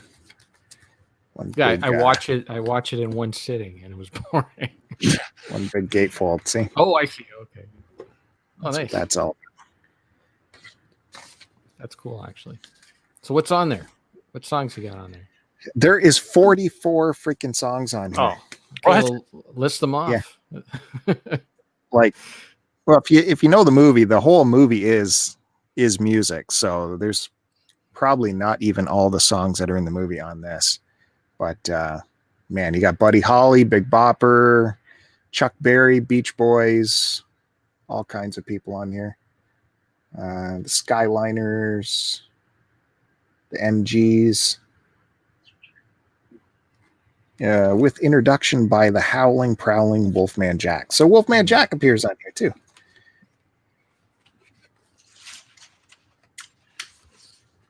Some shots from the movie.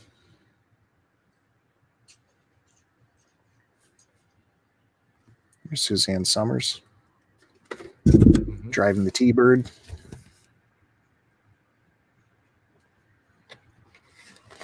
Well, let's take a look. I bet you the bands are pretty tight on this one. Yeah, it's got to be with all those songs. There's 10 tracks on that side and 10 on each side. We're in K-Tel territory. Yes, we are. Oh my goodness. But they are like 50 songs are really short. Yeah.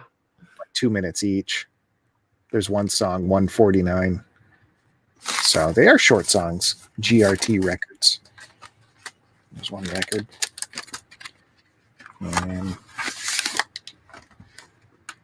here's the other one. 11 tracks on that side and 10 on that side. Let's see what 11 tracks looks like. All in stereo. Look at those. Woo!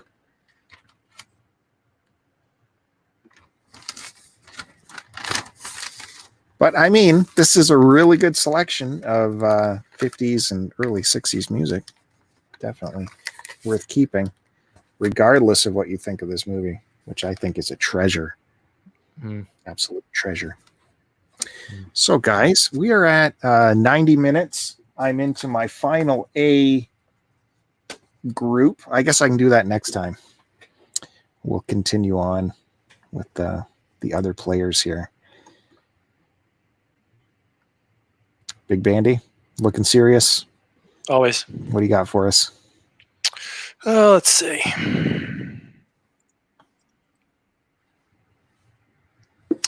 I'll show. Get a few here. What the fuck? You okay there, Bill? It's what? Sorry. Okay there, Go Bill? ahead, Big Bandy. So I've talked about this band before on the show, and I showed most of the records up to this point, but I'm going to show their first record. You've heard me talk about Sleep on the show a couple times. This is their first full length. This is probably the most Sabbathy sounding release of theirs. This was before they got a little bit more, with kind of the long format. This was a repress that was put out by Earache Records. This is, I guess, I don't know if this is exclusive to Earache, but they have this thing called a high dynamic range, where they re-released some of their classic albums on a high dynamic range. So I don't know if it's the mix is a little bit different. I have listened to different, like the non-high dynamic and the high dynamic, and on some of the stuff I can tell a difference in the sound, but I can't really determine which I think is better, or if one is better than the other. I'm not sure, but there's a shot of the band. If you know what Matt Pike and Al Cisneros, this is Al right here, and this is Matt Pike. If you know what these guys look like now, it's pretty funny to see what they look like as young guys in their 20s. But yeah, this is kind of considered a classic of the genre, and it's on a kind of a purplish. I can't really see if it's a clear see-through. But yeah, this is a really good record. I think Ozzy was quoted in saying this was like the closest to Black Sabbath that he had heard. When it came to a newer band.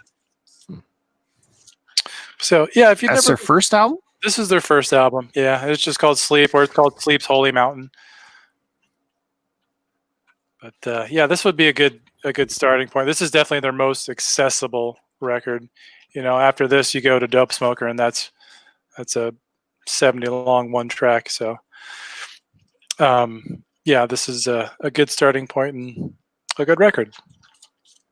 So dynamic range is something used in audio, but it's usually like like if you have a TV show and two people are talking, right? And then somebody starts yelling while they're talking, right? You as a human, you will hear it louder, but it's technically still within like the right range. Like when we set up stuff, we set up things to a certain level. So commercials actually would use that a lot. Like, people would complain like they're watching television and the show is at one level and then the commercials are at another level, even though we as operators would set everything the same, right? The commercials would abuse dynamic range and really have, even though people are talking, they would like make it like they're yelling, so it would sound louder to the viewer. So I don't know what the heck they're talking about with, I know with the music, but I can tell that it sounds a little different, but I don't know what specifically it is. To me, that it sounds like as if they just made it louder. Like louder. And I've listened to a few different recordings by bands where I know what the original recording sounds like, and I hear and I can tell them, I just can't put my finger on like what's different about it. Yeah, it's weird. I haven't really looked into it, and that's the only that record label, the Earache.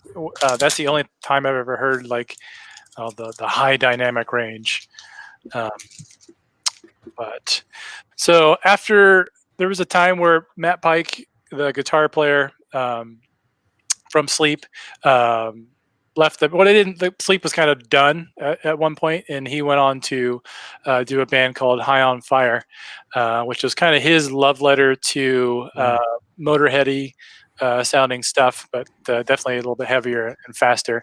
So he is now doing vocals as well, he wasn't the vocalist of Sleep, but is the vocalist of High on Fire. This was their record that came out last year called Electric Messiah. There's actually a song dedicated to Lemmy on this, which is Electric Messiah, and it's a song about him and his influence on Matt Pike. It's a gatefold double record. I believe it's on like an orangish weird kind of color.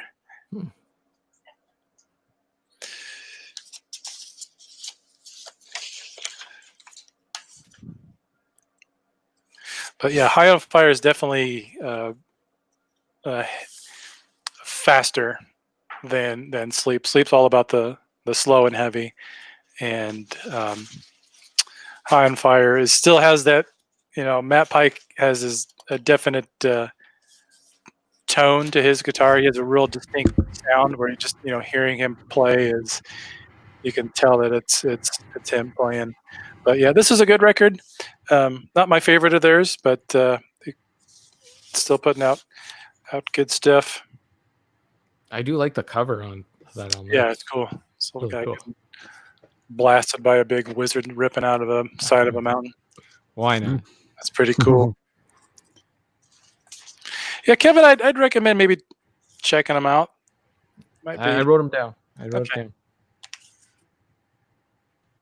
Yeah, they're a 3-piece as well. And the last one I'll show here is by a band called Judge. Judge was a New York hardcore band. This was released in 2005. This is their complete discography. This includes their first 7-inch, their full length, and their last 7-inch. What's cool about this record is that it includes. So this is a picture. All their official, all their releases right here. This was the New York crew. This was their first 7-inch, and these two records here they're essentially the same record, but they were recorded separately. So originally, Judge recorded at Chung King Records, which is in New York City, where let's see, the Beastie Boys recorded there, and a couple other kind of famous early New York punk bands and bands from some other hip hop stuff was recorded there. But they were they didn't like the recording and scrapped it and decided to put it out anyway in a very, very limited amount. There was only 100 of these records pressed, and this was very limited and very sought after. It was super kind of like a holy grail when it comes to punk and hardcore records. But which was nice, so you could finally have a version to listen to without having to spend a ton of money. There was always a bootleg copies of this going around and stuff, but to have a kind of a official release on it is pretty cool.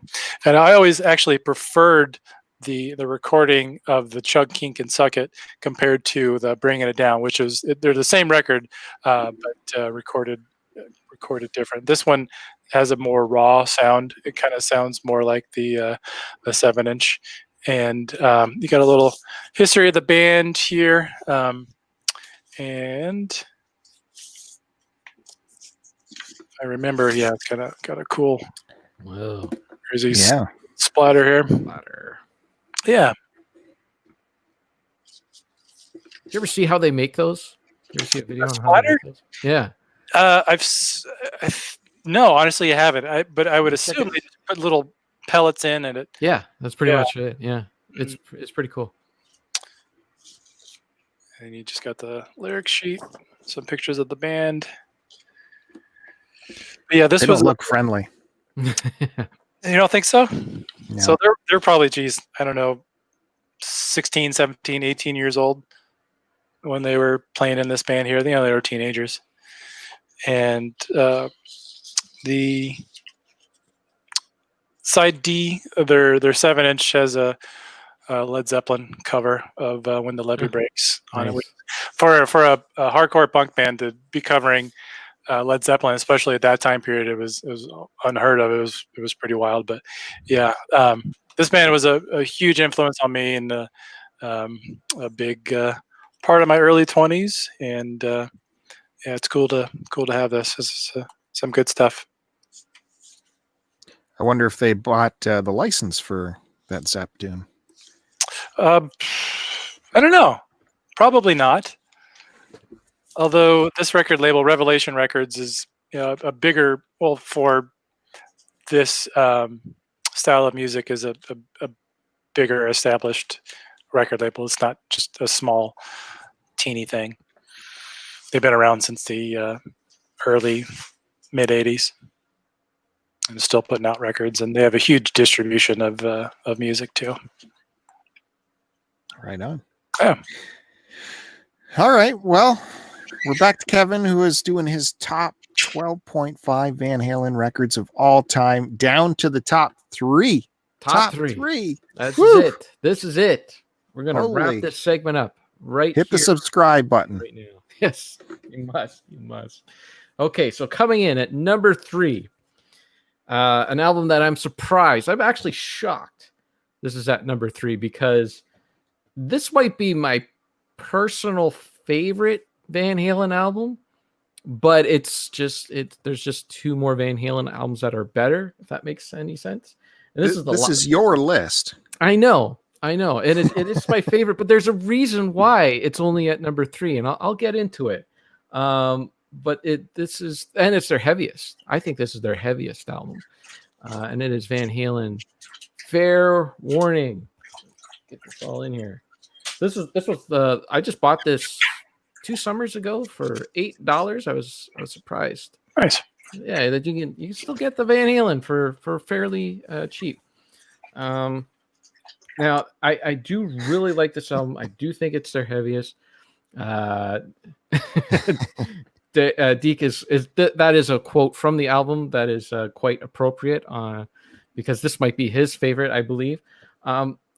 So it's got all good stuff on there. Mean Streets is a fantastic opener too. Just some great guitar playing in that.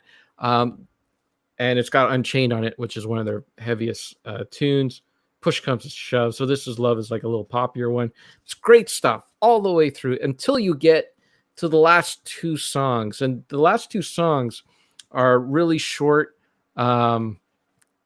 experiments, I would say, with Eddie just experimenting on the keyboard. So really, I think this album is technically not a full-length LP. I think this is an EP. This is literally an EP, where you got 7 songs and you got 2 more that are just kind of just nothing. Like the last one it's like a minute and a half or something like that. So that's why I had to put it at number 3. You do get a nice photo of the band there, the hair all over the place, and little writing on the wall there. Eric Clapton is God style. But yeah, good looking Warner Brother original album. I was surprised it was there for $8. Got this in Montreal. Good times. So even though I think that those 7 songs together are probably the best that Van Halen have done, it's just not a full album. That makes sense. Did I explain that right? Does that make sense to you? Makes sense. All right. So best EP they've ever done. The last 2 songs, they left it off. It just would have been an EP. All right. This would be a lot of people's number 1. This would be probably most people's number 1. But for me, gotta be different. It's only number 2 because the number 1's a little better. This is number 2. This is their first album, Van Halen, just titled Van Halen. It's like the album that launched them off into space. Got David Lee Roth doing something there on the back. I don't know what's going on there. But this is the one that has You Really Got Me, the Kinks cover, Eruption, which is, the big guitar solo that got guitarists all over the planet wanting to play like Eddie Van Halen. It's got Running with the Devil, I'm the One, Ain't Talking About Love, Little Dreamer, Feel Feel Your Love Tonight, Atomic Punk, Ice Cream Man, On Fire. This album had it all. It was incredible. There's the older logo. There they are. All mean. Well, David Lee Roth's looking a little mean there. But yeah, it's good stuff. It's really good. A near perfect album. I would say it is a perfect album. Just one album came in first place. Well, if you're saying that was perfect, yeah, I don't know. That should make it number one. Well, they've had 2 perfect albums, and one album was a little better than the other. You could a band can have more than one perfect album. What you say? This is true. Okay. All right. So for me, the number one, the best Van Halen album of all time. If you've been paying attention, you probably know it. If you know their catalog, you know it because it's the only one I haven't mentioned. And that is Women and Children First, their 3rd record that they've ever done. They are on the back. And this one, it just has, it has the songs on it. They're out of order. That was a thing I think they did back in the day. They didn't put them in order on the back. Does Eddie Van Halen have lipstick on it?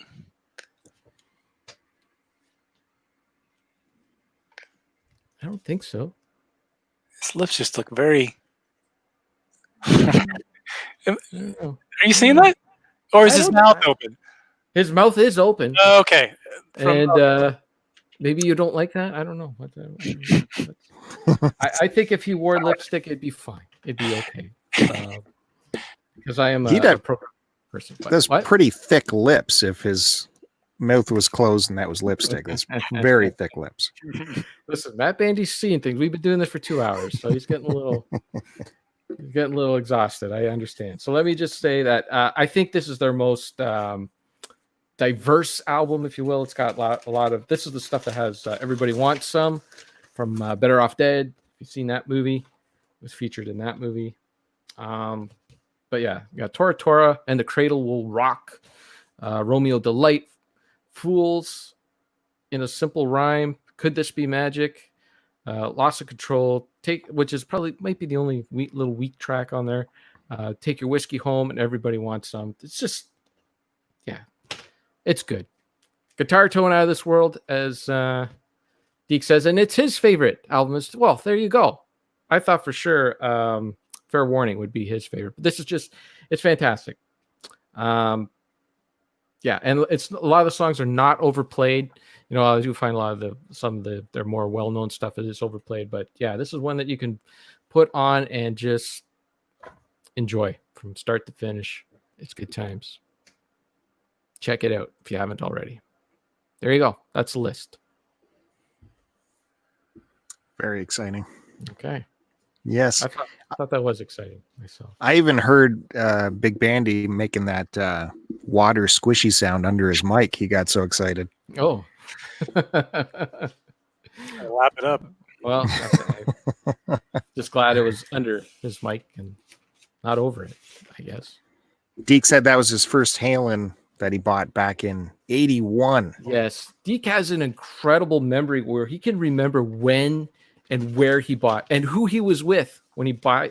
Check out his blog, Thunder Bay Arena Rock. I don't know how I remember buying, like, my first CD was Eric Clapton Unplugged, and I remember buying that. But anything but on that, it's like I'd really have to think.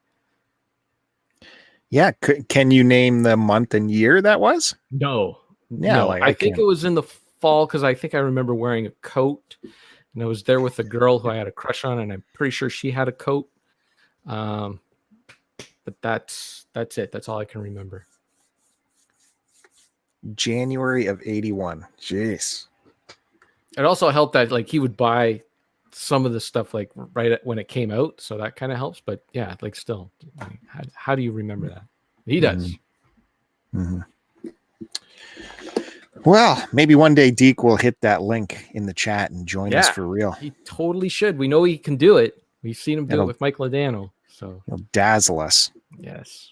And we won't leave him in like a vertical window. He'll get the whole horizontal window. For sure. Went to buy Double Fantasy by Lennon, then see Van Halen Game Changer. Oh, there you go. Yeah. Jeez. Yeah.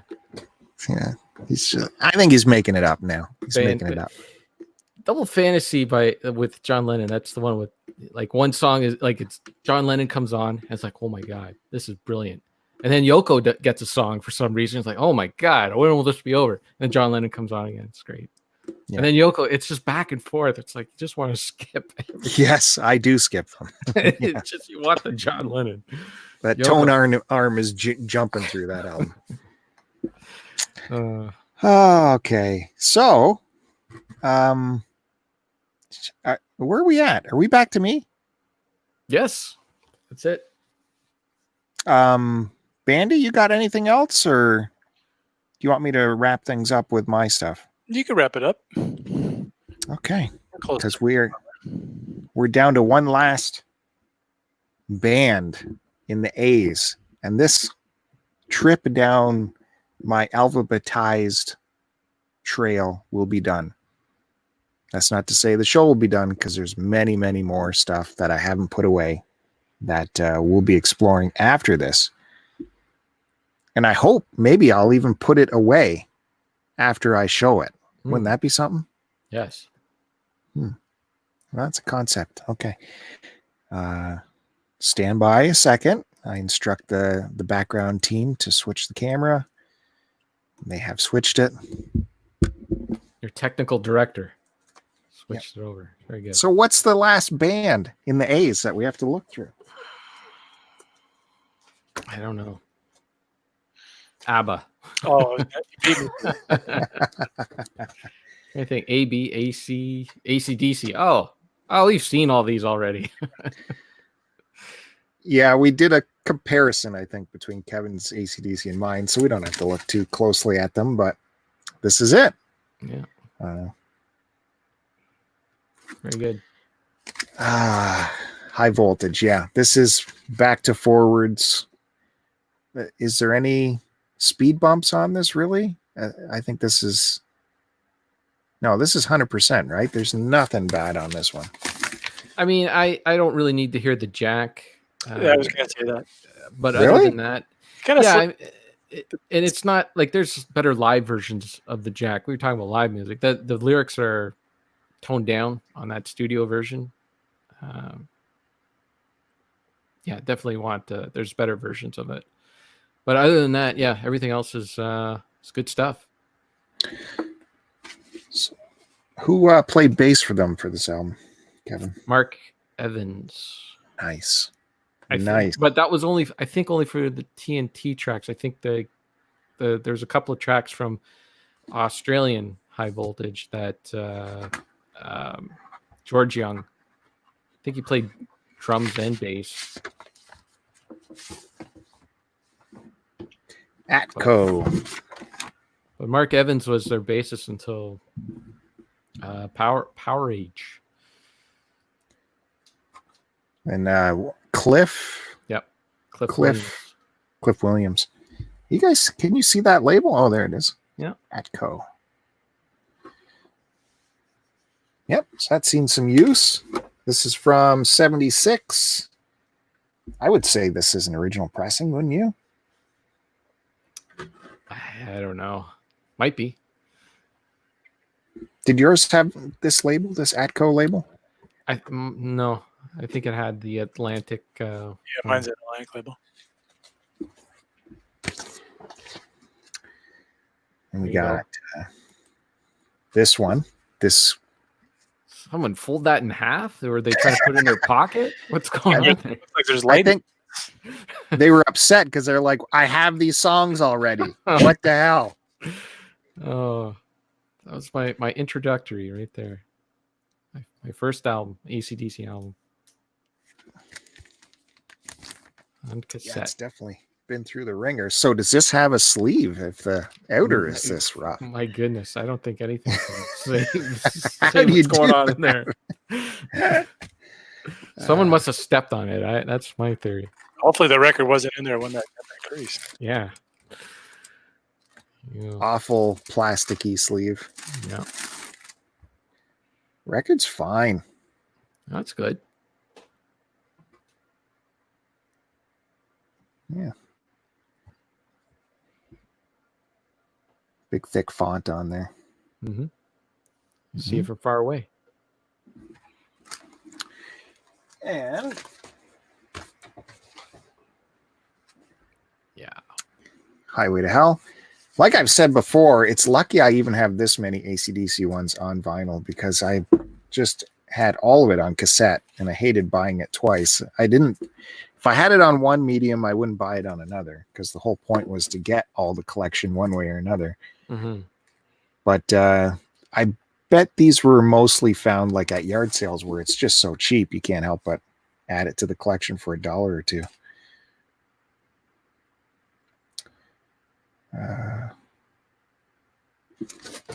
Yep.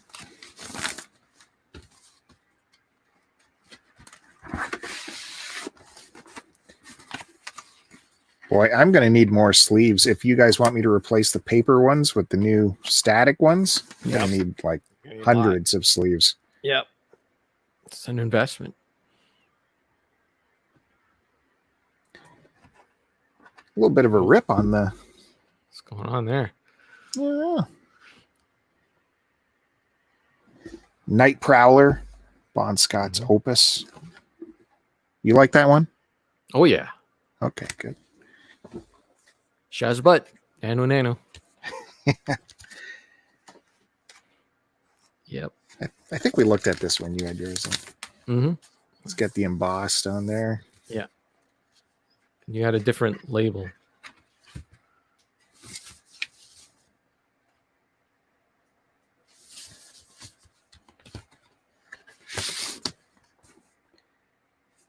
With the sleeve.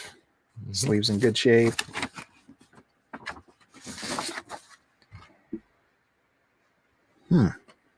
Yeah. So what label did you have? Mine was black. It was like a black and white. Oh, yeah. So that's it for the AC/DC. That's it for the alphabetized albums. Wow. We finally made it. You made it. I'll give you a little preview of what weird miscellaneous stuff we're gonna get on the next episode. Burp. Oh, hey. I showed that already. Did you? Yeah. Oh, damn it. Or no. I showed the other one, their first album. Sorry, I didn't show that one. But I got that one. That's a good album. Yeah, it's I don't know. You're gonna really like what the discs look like on this one. Okay. Sleeves too. They should. It will definitely have sleeves. Yep. Oh, that's it. What a long, varied road we've been through. It's going to be so weird going through records that aren't, beat up a little bit. Gross. Don't have to wash my hands furiously after touching them. But there will still be some of that. There's still yard sale stuff ahead. But it's mixed in with brand new stuff too. So it's going to be a wild one coming up in the next few episodes. I hope you guys, the vinyl pundits, will still be here for that. Yes? Oh, yeah. Yes, great. Big Bandy still has to climb that wall for us. So we got to look forward to that. It's next week. Kevin's going to be down in his dungeon. We get to see a whole new setup. New background. Yeah, he's got like life-size statues of... Boba Fett and what? Don't you? Boba Fett. Yeah. No. Okay. No. If I was to choose a life-size statue or something, anything Star Wars related would be way down on the list. Way down there. Way down. Maybe there. Leia. Maybe Princess Leia. Ooh. Yeah. Yeah. I'd keep you busy. Maybe I'd be making the symbol, whatever that symbol. Yeah, whatever that is. Oh, beautiful, beautiful. All right, thanks, guys. As usual, simply my pleasure, my privilege to have you guys appear on this show, on this channel. You bring so much to the show. I thank you again. I bow to you. Thank you very much. Very much worth the subscription. Hit the subscribe button. It's worth it. And go over and check out Kevin's YouTube channel. Buried on Mars, where he's going through. Has the production slowed down over there or what? Yeah, I don't know. I got more stuff to show. I just vacation's coming up, and I'm gonna be moving stuff around and all that stuff. So it'll be cranking out soon enough. But I got a lot of prep work and stuff to do. So nice. Okay. And of course, he's got his podcast, Retro Fandango Podcast. You can check that out. He's got Film Dango coming out soon. I watched one of your movies coming up on Film Dango, 5 Easy Pieces. Yeah. Yep, that's one of them. Yeah. What? Oh my goodness. You want to talk boring? Like you got. I can't get into it. I'll get into it. Okay. On Film Dango. All right. I mean, there was some the chicken salad between your knees. Oh, there's great Jack Nicholson moments. You Yes. can't deny that. Wow. Can't deny that. What more do you want? What more do you need? Okay, so that's going on. You got Big Bandy. He's great on Twitter and on the socials. Check him out. Anything else you want to throw out there? Nope. No. Again, if you want to do that wall climbing video, I will certainly host it on this channel anytime you want, Matt. Okay, Anytime. Next week. Shirtless, of course. Yeah, we'll see. And for me, you can follow this channel, subscribe to this channel where you're going to get live streams like this. Also, the podcast STC Pod happens on here mostly weekly. The next episode of that is happening tomorrow, live tomorrow. As well, you might have seen I did a special Father's Day podcast of STC Pod where I interviewed none other than my father, Bill Sr., and that went out. That's on wherever you get podcasts, as well as on the YouTube channel. You can hear the audio of that. Did you guys listen to that yet? I started. Y'all, excuses. I need to fix the audio for that before I listen to it. Now listen. I need to put it through my system and level things. You don't want to know the amount of processing I had to do to fix that the way it is, but I don't think you did please, enough. do your best. You did You enough. can help it more.